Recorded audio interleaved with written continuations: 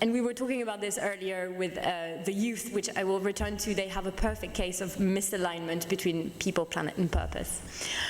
So the thing we experience, this discomfort of not managing to get there, is cognitive dissonance. Scientists will tell you whenever who you think you are, what you feel, what you think, the identity that you identify with, when all of this is misaligned, you experience discomfort, right? And this discomfort of having a certain identity, doing some things that are completely besides the point, and feeling like, well, this is not what I should be doing, right? Like this feeling in between who you think you are and what you're actually doing and thinking is dissonance. It's the name that this discomfort has. And so this is a short summary of what it is. But take the example of the Amazonian forest, right? Like, there's no better example to encapsulate the sense of urgency and despair and powerlessness that can encapsulate anyone in their career in conservation. So, what is one of the collateral to this state of anxiety that can be upon us? It's basically a potential cocktail for disaster, right? This is the point in my talk at which I thought, I'm going to pull out numbers, about depression and anxiety and all that stuff. I have no interest in doing that. So this is the moment where I'm going to live the example that I gave in my introduction, which is, I'd like to hear from you. So if you can all pull out your phones and type Slido on your browsers, I would love to source out where is the tension for you. So my question is, where do you feel misalignment between people, planet, and purpose in your world? What does that mean for you? Where are the tension, and what is the impact on your well-being? So so you'll have to enter the hashtag Conservation Optimist on there to share your insight. So I'm going to try and display the results of the poll.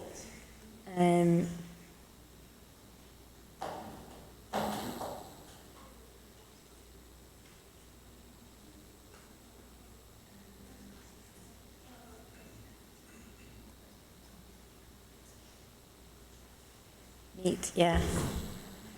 So if I put on presenter mode.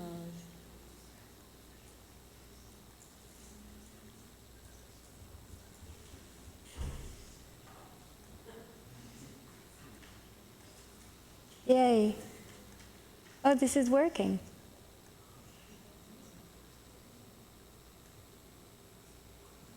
Full screen button. Yeah, where is it? Ah, yeah, full screen.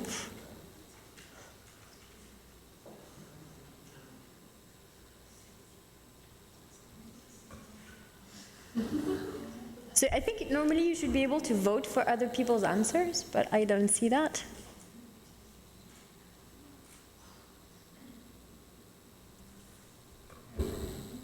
Meat and dairy industry.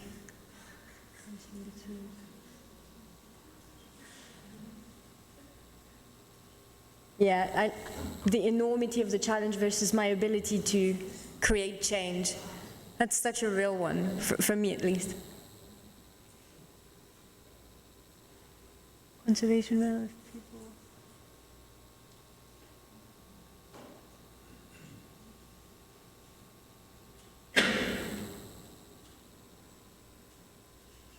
Can you vote for which ones you relate to? No, you can't.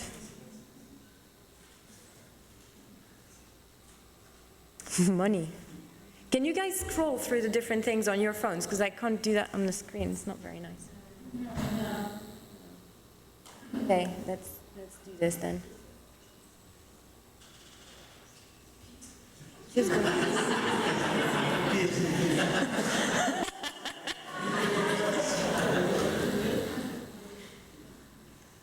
Okay, I don't know how to exit the full screen, which is a shame, if we want to continue this. Okay, this is fantastic. I'll try and tweet a recap of all the things that have been shared. Can somebody see like where I escaped full screen on this? Ah, there. Okay, got it. Yeah, it doesn't work. Ah, there we go. Okay, great. Thank you all for sharing. There's 87, so it's about almost half of you who have shared something. This is awesome. Feeling powerless, yes. So there's one example that I've witnessed this morning firsthand.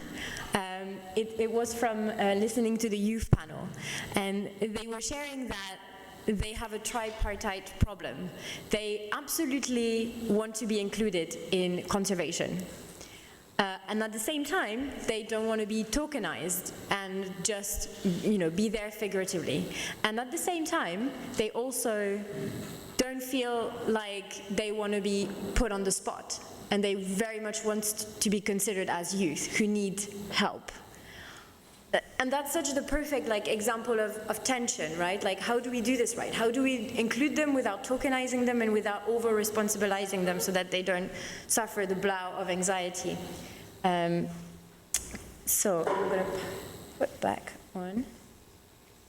Thank you all for sharing those. This is amazing. How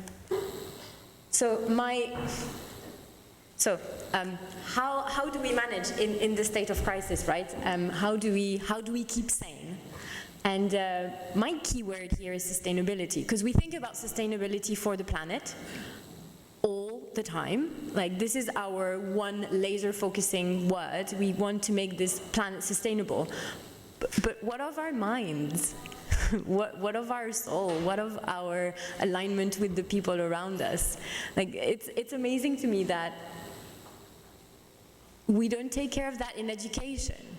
We're fed knowledge, but we have no data about how to manipulate knowledge and structure ideas and stuff like that. We have no stewardship of the mind in place to help us deal with the conundrums of the working life. It seems a bit ridiculous to me in a way. So how can we make this sustainable, right? Because it's so easy to let our object of fascination and the mission that we carry swallow us completely whole, right? And that's not excessively sustainable for people who work in sustainability, right?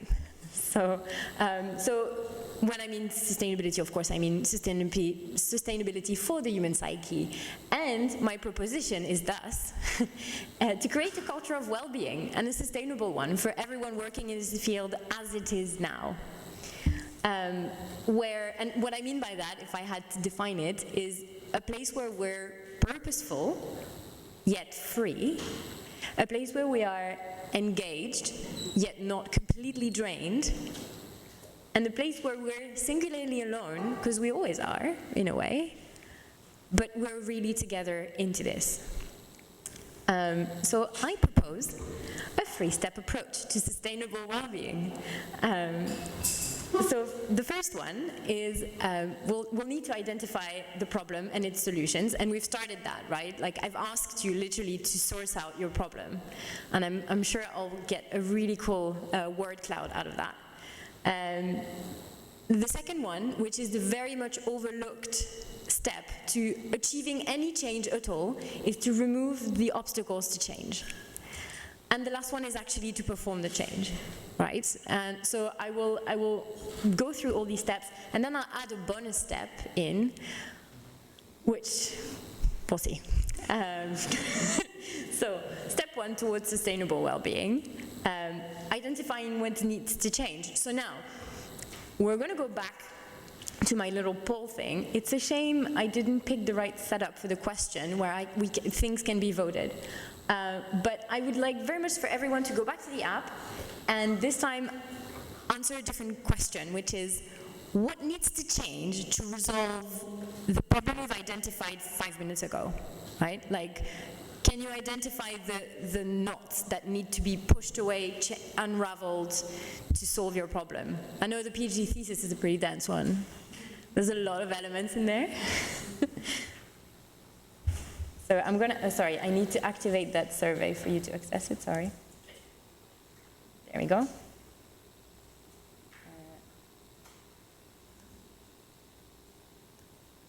Okay, so if you go to the same place, what needs to happen to realign people, planet, and purpose? And what are the solutions? Sharing knowledge, yes. More on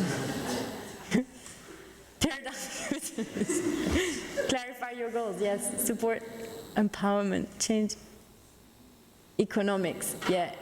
Change the economic system is a pretty dense one, I will agree to, I will argue.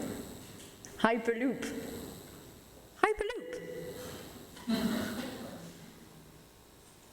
Cleaner travel, I agree with that.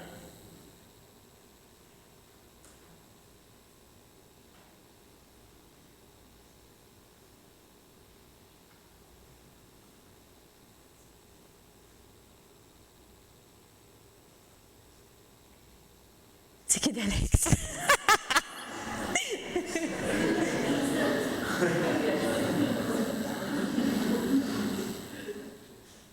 I will obviously not address this one. Compassionate relationships in the workplace. Very true. Long-term vision.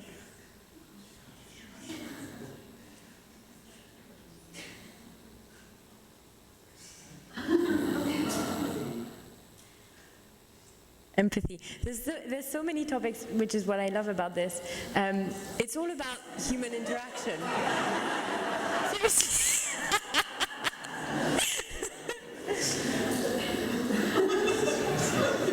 Actually, there's some really cool research coming out of King's College at the moment. So, I mean, whoever you are, come find me later on. We can talk about that if you want. +1 on psychedelics. Wow, this is definitely happening. All right, seriously, Hyperloop. Yeah, but like whoever is saying Hyperloop, like what do you mean with the Hyperloop? Right? Huh? I heard this. Okay, let's talk. Come find me after. I want to talk about this. And I'll post whatever the Hyperloop person meant on Twitter, and I'll share it with you.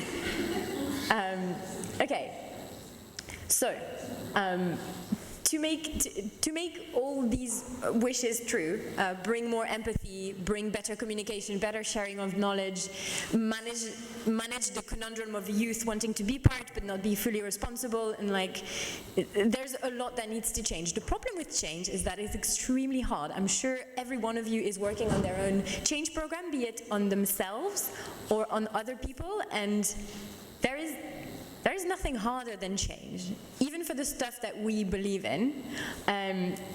There's actually the National Bureau of Economics has shown that well-being programs in the workplace are completely and fully ineffective.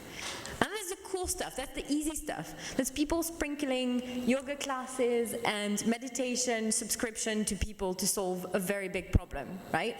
So that's easy things, like everyone knows and believes that they could benefit from more activity, all the well-being device and tools that are being set up in the workplace, that's completely ineffective, it has no impact. So imagine what it's like when you're actually forcing people to do stuff they don't want to do. What that looks like on a lifetime scale is an ulcer the size of Brazil, pretty much. And if you look at like change programs, so McKinsey has shown like what is the impact of their change programs and every data that they could collect on change programs. And they found that actually 70% of them fail, which is so dreary when you think about how much money is pulled in change programs. And an echoing study to that said that people who were undergoing the change said that in 37% of them only said that it was successful in their eyes, right? So that's pretty low. And finally, only 18% of people in companies that were surveyed said that they felt change agile, that they knew how to navigate it, how to communicate it, and how to implement it themselves. So on that very happy note, this is really difficult because our brain hates change, and this is where I want to give you my 2 cents from neuroscience and on how to manage change from a brain-based perspective. And why does it hate change? And this is the key. If you only remember one thing, just remember this. Change is a threat to everything we hold very dear. It's a threat to our status. It is a threat to our sense of certainty. It is a threat to our autonomy. It is a threat to relatedness, and it is a threat to fairness. So what do I mean by this? I want to put images on status and certainty and relatedness, because these are three ones that I think are the most important. But when you offer change to people, it is very much a threat to who they are, right? And this is the step that is missing if you actually want to engage people in your change or yourself. You need to address one by one the impact that the change is having on all these aspects. And one thing about status is that I was always quick to dismiss it, to just be like, oh, go on, get it together, right? Like, get that ego under the rug and let this happen. The one thing that I'd like to point out is that we're always told and showered with the fact that people are, egotistic people living in a consumerist world, greedy, awful. I don't think this is really helping us to have empathy for our appetite for status. Because the real truth about status, if you kind of like unpack it psychologically, people don't really want status. People want the benefits of status. They want the privileges that status is bringing to them. Meaning, you don't want a really nice car. We live in a society of snobs that if you answer the question, what do you do, with something that is high and mighty, then people will look at you and be like, hi, like, right? Like, and suddenly you're important, you matter. This is the reason why we care about status. It's just because we're snobs, and I'm including myself in that. Like, I notice it in me when somebody tells me they have a cool job, I just want to be friendly to them. And it's true. So the reason why we care so much about status is because of all the kindness it brings us. It's not so much about greed. So I really want to have empathy for status. The second one I want to cover a little bit is uncertainty. We absolutely cannot fathom uncertainty.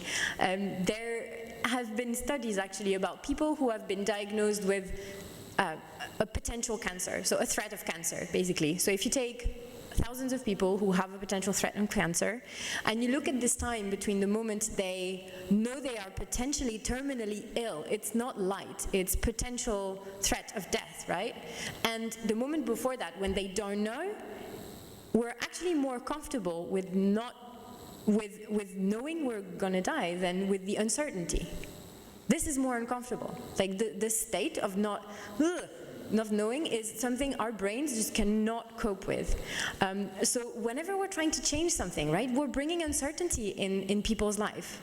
And that's something I have so much empathy for, because I always want to know, right? Like, I've basically dedicated my life in a way to knowledge, so I always want to know.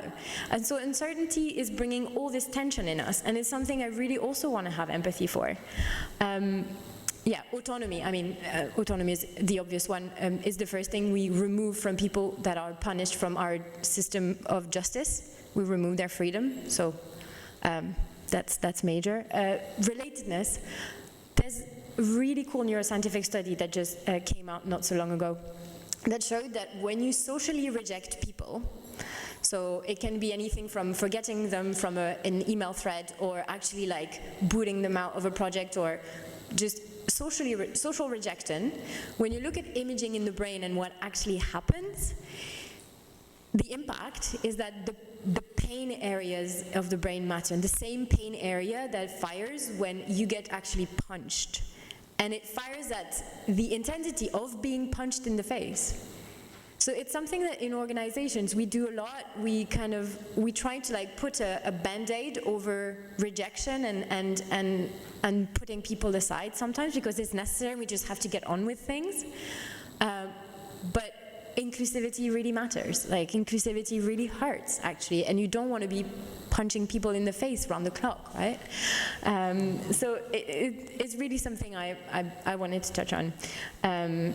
And finally, fairness. Well, fairness is just, you have the same like dissonance that I mentioned in the beginning, right? When you feel unfair, it means that who you think you are and the things that are happening in the world is just like not matching, and we feel that tension inside.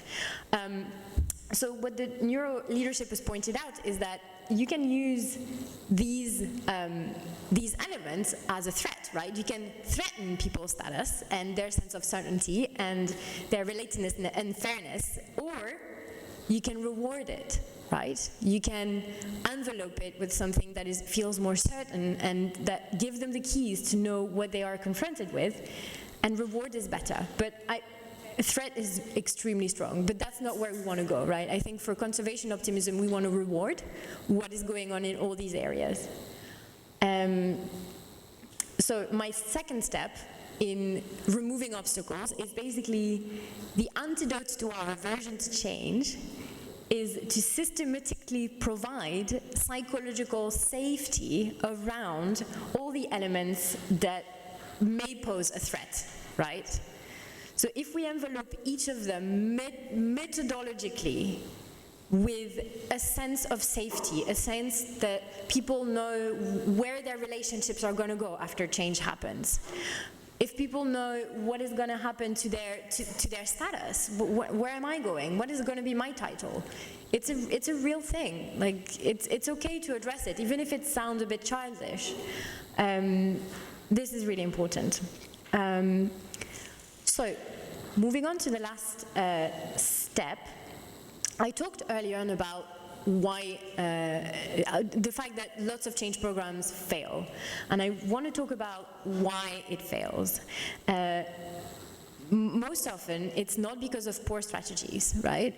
If you take a very big issue in well-being that is going to be probably overweight, there's no shortage of methodologies to lose weight. There's literally a trillion ways and diets, right, that are available. The same way, there are a million ways for us to solve the conservation issue, to preserve the biodiversity of our planet and keep it lush and beautiful, right? There's a million strategies. It's not because of lack of investment. So even if maybe we are lacking means, know that people implementing really expensive change programs in McKinsey and all the areas that have more money, it's not about the money. The real failure is in changing human habits. It's in changing what people do every day. So we've been through step 1 and 2, which is identifying what the problem is, and then understanding how to envelope it and remove the obstacles that it poses. But now I want to address the last and most practical step of the process, which is to have a brain-based solution to change. So how do you operate actually change? And the first one is one that we usually get right. It's about establishing really clear priorities. Priorities that are sticky, memorable, that people own. This is something that I covered somewhat so far already. And it's about making it so desirable that people are at the same level as you almost. They want it as much as you do. Now, this is the hard one. This is about supporting habits. And this is also one of the only things that you need to remember from this if you want to remember something.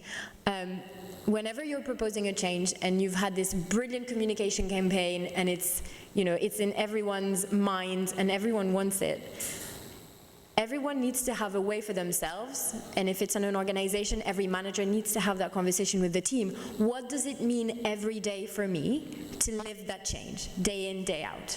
Right? So it's not just about picking a diet that I'm sure I need to follow. It's not about picking a yoga class that I'm sure I need to attend. It's about making it to that yoga class. It's about pulling out the app every morning and meditating, right? And whenever there's a change that you're requesting from people, you need to make this easy, right? Like supporting them, changing what they do every day. This is the step we miss all the time. And finally, changing the system. And this is the harder one. This usually in conservation is going to involve a lot of politics, but if the system is geared against you, you're going nowhere. There's no way that you can actually mind your diet if you're around people who binge eat, or if the house is full of snacks that are obscenely unhealthy for you, right? So changing the system is the really, really hard one. And I know there is a lot of nonsense and frustration that can arise from changing the system, but let's pace ourselves and try and change the system, because if it's geared against us, I mean, it's impossible. Right, so, bonus point. I talked about this dichotomy earlier, and when we think about optimism is very much this way, and this is pessimism, this is we're all gonna die sort of narrative. I believe this framework, and I believe in it wholeheartedly. I really want to use this, that what we fight for won't swallow us all. But I also think freedom from the whole like push-pull of these extremes trumps both reward and threat. And I really want to move into Q&A so that we can, I'm dying to like hear what problems, like practically how we can apply all that. Because that's, I think, where I will add the best value to my contribution to this conference. But I want to talk for a second about detachment being our way out of the loop. I think being detached, which is not, so I'm going to reuse the words of the Bhagavad Gita, which is, detachment is not owning nothing, is not having no care and bumming around the world, just minding your own life. Detachment is when nothing owns you. And I think this is such a fundamental thing that we need to consider when we work in conservation.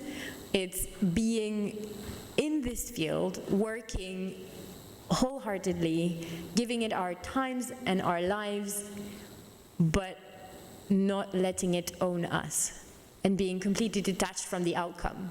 Because the outcome is very much out of our hands. And I think there's a really healthy way to thrive and be fully engaged in this without necessarily falling down a spiral of negativity. And I think we can be realists and be free. Right. So that's, thank you very much for listening.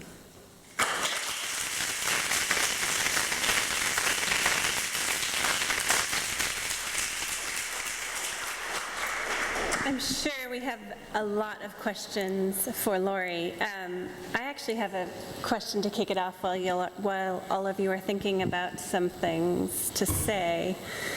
And I think one of the issues that we face in the environmental and conservation movement is this notion of an existential risk or change that we can't foresee. And so I just wonder how, I mean, this is a huge question, and we could maybe talk about this for the rest of the conference, but I don't think we can. But how would you apply some of your thinking to this notion of change that is not change that we're implementing, but change that is coming? So do you mean for people working, or for the mission? So I just think that there's this kind of that notion of pending, you know, it's all going to hell in a handbasket, and what do we do? But we also can't predict what's happening. Yeah. So that's a kind of change that is living beyond our means. In a way, we're all doing, and we're affecting our change in the day. But it's not. I think a lot of what you're talking about is change that we're trying to direct, but in some cases change is happening to us. Mm-hmm. And so how do you think about, how would you apply some of this thinking to that? So I talked about the SCARF model, the status, and all the elements that pose a threat to us when we change. It's something that we can apply to the public and to the people we interact with, but first and foremost, it's something we can apply to ourselves, right? I've done that exercise many times with other people, but I've done it with myself, right? Like, whenever I'm doing something really scary, like coming to talk to you all, I've gone through the list. And I was just like, okay, what threat does it pose to my status? I may look completely ridiculous. And that's a fact, like, right? Like, I can. And I've addressed them like one by one, right? Like, is it fair? Like, why me, right? Like, why should I devote my time to this, right? Like, I've heard all the voices in my head. Like, I've heard all the pros and the cons. But in the end, for me, the key is detachment. Right? Like, I can list down all the reasons why I could go, why it's fair, why it's an imposition of my freedom or not, why I love it, why I really want to go. And this is going to destroy me because I'm going to put all my energy in it. And it's just, so go through the whole list. And then there's the magic of letting it all go. Just being like, okay, I'm doing it. And that's something that is really, it's a lifelong practice, right? Even with the everyday sort of like annoyances of life, right? Like, it's a real practice for me to thrive through change. And in a way, I've made my life as changeful as possible. And I'm starting to thrive into the discomfort a little bit. But it's a skill, right? It really needs to be practiced, and I think that the collectivity of everyone here, whenever you're trying to create change, I'd say pull someone in with you to coach you on these items of change, right? Pull someone next to you to be like, okay, let's go through all the elements that are going to come to your way, along your way, right? Like, let's address them all, and then let's create the priorities. Let's create the habits, like let's decline what it looks like in your everyday life, and let's change the system to support you. Thank you. Yeah. All right, your turn. Who's got some questions? There. Well, we can start right here in the front. Anyone else? Thank you. That was very interesting. I was trying to think about bigger changes. We are living in a world of change, right? So we are seeing everything around us is changing, even so we are not ready personally to change with it. But if you look at it, I was trying to look at it from a personal experience, that from people to taking a basket for shop, for those people to change for single-use plastic use for shopping didn't take more than 10 years. Yeah. Now they're more into that rather than going back to using that single basket, which could have served the same. So that didn't take much time, or all the challenges you were talking about. Also, in a developing country setting where people become very resilient with problems, because problems are part of their life, be that climate change, poverty, natural resource depletion, and so much things, they're accustomed with the change and become resilient with it. But it becomes difficult when you are trying to make that change in a positive direction, probably because of the different narrative that you have in your head, that change might work, but probably the narrative is not the same in those people's heads, maybe. So my question is, how do you deal with that, where you can see change in people and in the nature, but similarly we are also put forwarding this discourse that change is very difficult, because what I see is only change. So it's a really great question, because the plastic bag thing is a perfect case, right? We've banged on about plastic bags for many years before we changed the system. Everyone was sure plastic bag was nasty, right? And now in the UK, there's a fare for every plastic bag you buy. It's the same in France. I don't know about the rest of the planet, but since that, plastic bags use is decreased, right?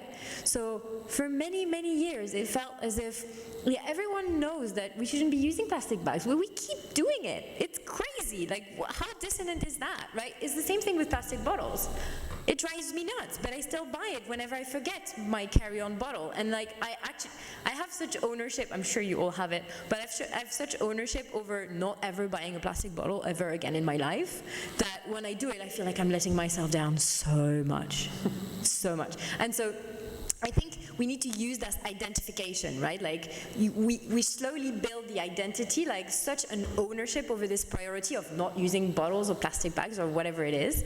That's the priority. Really clear, completely owned, everyone agrees, and then it's about changing the habits and the system. So I think this example is perfect because somehow someone has found a way to attach a financial toll to using one more plastic bag, and it's working now. People are using it a lot less. But you need to have patience and find, once you have the ownership and the priority really clear, find your way into the system, pierce a hole, and then watch the habits change. But it can take years and decades to find. But yes, it's possible to get there. Yeah. I wanted to ask a question about detachment and what are the practical steps to practice it, because it's often so easy, instead of detachment, to fall into dissociation, and that's an even more destructive approach of dealing with difficult situations. Yeah, and actually some of the stuff that I say is a bit contradictory, because when you ask someone to own a priority and create an identity basically around, say, plastic bags use or plastic bottle use, you're asking them to attach who they are to what they're doing, right? And then the magic of being attached to one's form of identity is that we desire things that are consistent with who we think we are, and then we're repulsed by other things that are inconsistent with who we think we are, right? The danger of that is that then we get attached, right? Like, I'm really attached to my identity as somebody in conservation, and I get really angry about people who don't abide by who I think I am, or I can get really angry at myself for not abiding by my own principles, so the problem with identity is that it's really useful in narrative and dialogues and in building all these like push-pulls in behavioral science. You'll see like all the experiments that behavioral scientists do basically is they try and twitch your ideas of yourself to make you act in a different way, possibly and hopefully for the good of the planet. But then there's also this thing, like, we're creating all these like wrong identification, right, that can make us angry and that create more tension within us when we see a whole country that doesn't even have a policy around plastic bags, that just like is trashing out plastic bags in the ocean day in, day out. Like, how maddening is this, right? So I think detachment comes after. It comes when you've got action going on a little bit, or it comes, I think it's more something for you to cope, rather than something that we're quite ready to throw out in the world yet. If you can, like, do. But I think detachment is a bit, that's why it's my bonus point, right? Detaching from it all is something to practice in oneself. This is something that I intend to practice every day because I think it applies to everyone, and it soothes me enormously. But it's very hard to prone detachment worldwide, because in a way we still need a lot of governments to be engaged, to be behind, and to be attached. So that's a bit of a discrepancy in my talk, but I think detachment is more for us. I think we have a question right here, and then one up in the middle. Thank you. This question is not about psychedelics, it's about our brains under stress. That will come to you later. Go on. So our brains under stress, they don't respond the same way to rewards. And lots of us come from countries where external stress is always prevalent when you work in conservation, or even when you just work in NGOs, whether threats from the state or stress induced by other actors. So in light of this, I wanted to know if you have insights on how to deal with threats to life, threats to freedom that lots of conservationists around the world currently deal with on a daily level, and whether or not detachment is a privilege in this case that lots of people don't have. Good question. It's a really good question. I think, give me a PhD thesis time and I'll answer that for you. Detachment is a privilege, because our brains very much work differently under pressure. Like me an hour ago, right? it's a mission before, when you feel like a bit of stage anxiety, to actually feel like, okay, I'm going to detach now. Woo!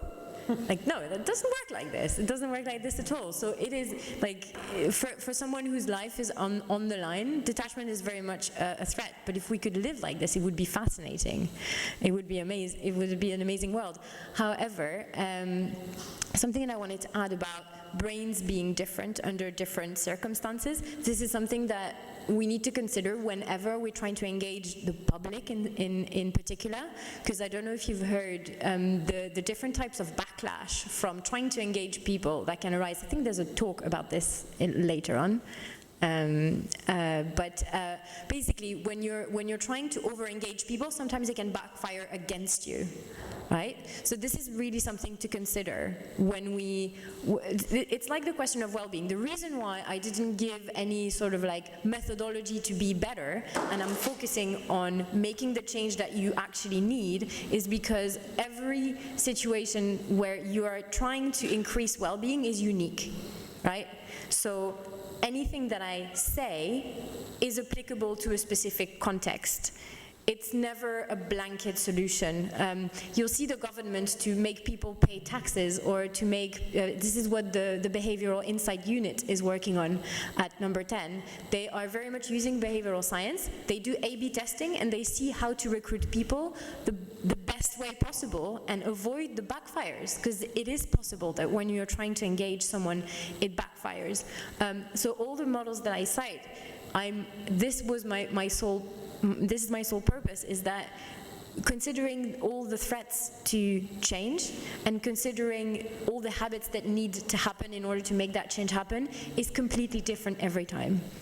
And so, yeah, you will have to create a different sort of psychological vehicle to put detachment for someone whose line is under threat and for whom detachment might feel like a luxury. And that person will need support. I mean, obviously, their life is under threat. But it is a safe space to go, and it's a bit of a controversial point to make. But I think there is something to it. Sociologically, we don't go to church anymore that much, and it had a function. It provided something for us psychologically that we don't really cater for anymore. But that's not something we've really addressed yet. What to replace it with, where to put it, how do we console human beings? And I mean, it's a topic that is far beyond my expertise, because I'm not engaged in it, but that's something I'm interested in. So yeah, I hope that answers it. Thank you. I think we have time for one more question. Is that right? So just so you mentioned that one of the most effective ways to make change is through that change of habits, what you do every day. Yeah. And when I think about that, I think about that at a very sort of individual scale. You know, what's your morning routine and things like that. But how does that sort of focus on habits translate when you try to scale up to maybe like a cultural change, like within a workplace or something? Does that just look like everyone as individuals collectively changing their habits, or is there something more? Exactly. There's literally nothing more to it. It's I think the main subtlety to it is to really find a way for everyone to involve their identity and who they are and their own well-being and their own routine into what that means for them. So every team in an organization will have to take a new priority or an organizational value or whatever it is, and to take it on for themselves. So a new value around, say, more empathetic communication in an organization. This is something I've seen, right? But every team has to own it for themselves. So it might be like, whenever you express a disagreement with someone, we're going to use this sort of vocabulary before to make sure that we align all the premises and take care of people's psychological safety before we address a conflict and step into it, right? And for every team in an organization, that may look very different because they all have their own individual subcultures. So I think this is the real like subtlety and art to making change happen, is to make every layer of the change be really specific to the recipient. Because I mean, there's no convincing anyone to do anything if they don't really feel included. It's a matter of inclusivity as well. Thank you. I think we're going to have to wrap up. So if you could please join me in thanking Laurie for this really wonderful experience.